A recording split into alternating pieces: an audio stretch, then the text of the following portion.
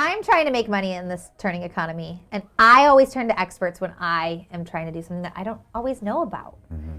We have Ryan and Skyler here. Ryan and Skyler. Skyler and Ryan. Yeah, Ryan and Skyler. Yeah. You're a real estate agent. You're a financial advisor. Mm-hmm. And we can't promise anything here. We don't have crystal balls, but you guys are going to kind of help us navigate this changing market, right? Absolutely. We'll do our best. Okay, well, let's talk about the economy now and what's going on. Sure. I think from an economic perspective, everyone knows interest rates are going up. The Federal Reserve has said that they're going to continue raising rates till the end of the year at least. They have a target rate of about 4.5%, and we're at about 2.75.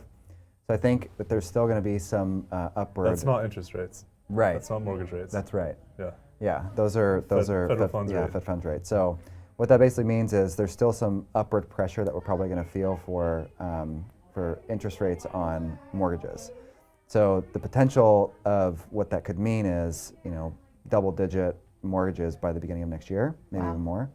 So, right now in this market, in this economy where everything is kind of question marks, it's important to talk with someone who understands what's happening so you can make a better informed decision for yourself. So that's not like an economic side, but in the real estate side, what's happening? Real estate side, I mean, it's similar to what he's saying. Interest rates are going up, and so people are kind of panicking. We're seeing a lot of cancellations out there. We're seeing buyers that were previously qualified for 800, now they're only qualified for 600.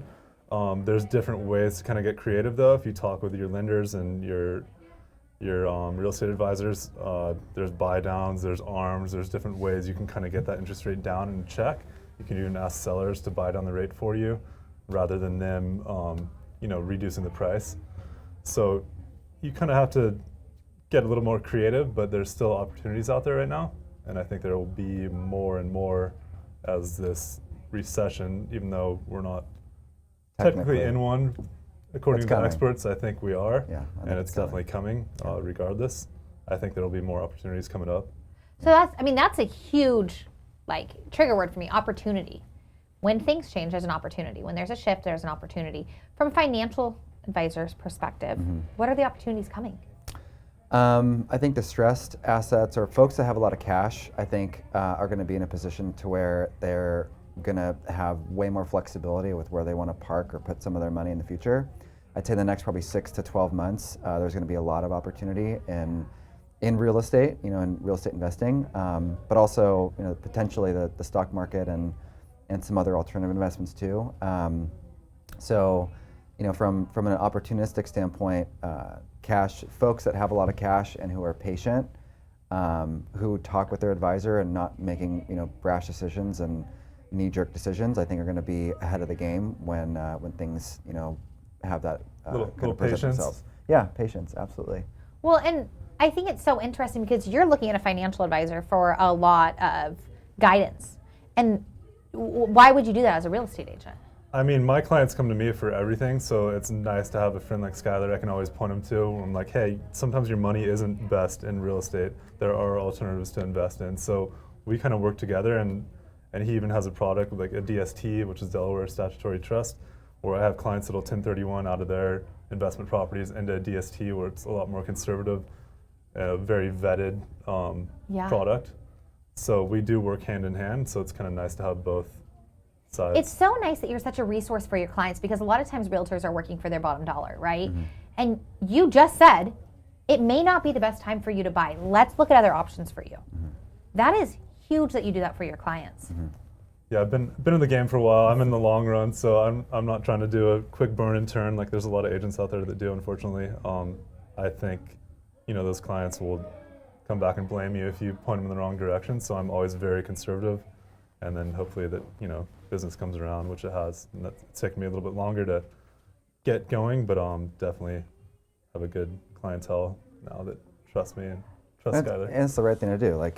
You want to make sure someone's okay and set up, especially if it's their money and, let's just call it retirement. You don't want to have them on the corner begging for beans, so you're going to do what the right thing is to do. Yeah, a lot of your clients turn into personal friends too, and it's like, you want to advise them how you, advise yourself or your family member. Yeah. Okay, well, I think it's huge. We're not genies here. We don't have crystal balls or anything like that. But where do you see the market going in the next 12 months, 18 months, 2 years? Let's start from the real estate side because I'm going to hear you take I on mean, if you read the headlines, it's scary because you'll see the drastic, we're going to head into huge major depression, 3 to 4 years of this high interest rates. And then we have the other guys that are saying, oh, it's 6 months, we'll see interest rates reverse. I think it kind of falls in the middle of that. I do think rates are going to be coming higher. So I think if you are in the market to make a home purchase and you can afford your payments at this rate right now, maybe go ahead and pull the trigger. You can always kind of risk the fact that, hey, maybe they're going to drop down 6 months, a year, and I can just refi, and then you're in a great position. You're in a home that you want to be in, and you probably picked it up for a little bit of discount, especially compared to what it was 3 or 4 months ago. Yeah. I do think patience, though, if you have cash, a lot of my affluent clients are calling me saying, hey, I'm gearing up here for some pain, and it's sad because I have first-time home buyers, but on the other side, they're on their third or fourth property, and they're going, oh, I can't wait. I think there's going to be some deals, and I don't think they're wrong. I think there will be some deals, and I'm seeing more opportunities now than there were 3 months ago. I mean, you were competing for a home with 3 or 4 other offers at the minimum, and now sometimes you're the only offer on the table, and you have a lot more leverage as a buyer. So I know rates are higher, but you can negotiate.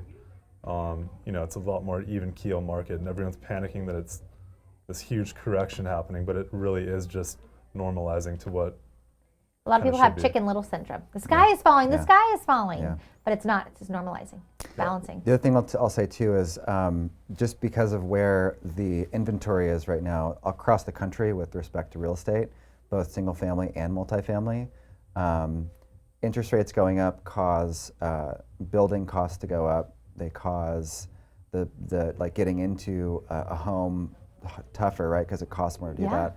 So assets that are already currently in play, or properties that are already out there, I think are going to at least stay a little bit more stable than some of the other things that like the stock market or something. So I think there's value in real estate, especially over the long run. Yeah, I think we still have a supply and demand problem, Absolutely. especially here in San Diego. So the headlines are national. You really have to focus on your own market. And San Diego, I mean, there's 4 natural borders here. We have the ocean, Camp Pendleton, Mexico, and we have desert and kind of mountains that butt up. So there's no more land here. Yeah.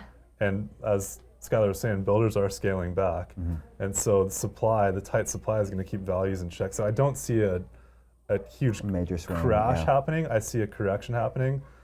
I don't want to throw out numbers. I think it's kind of hard to predict that, but I think San Diego is still well insulated. And a great investment long term. Great information from 2 of the industry leaders here. Thanks for joining us today in studio, you guys. Thanks, Molly. Thank you.